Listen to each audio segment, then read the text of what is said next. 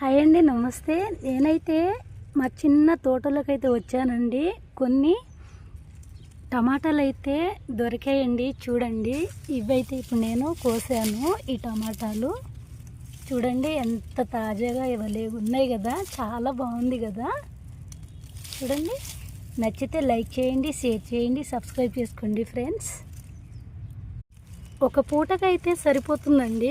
చూసారు కదా, చాలా బాగుంది. ఒక చెట్టుకి ఇన్ని కాయలు అయితే వచ్చాయి. 1/2 కిలో వరకు అయితే ఉంటుందండి. చూడండి, చాలా బాగుంది కదా టమాటాలు.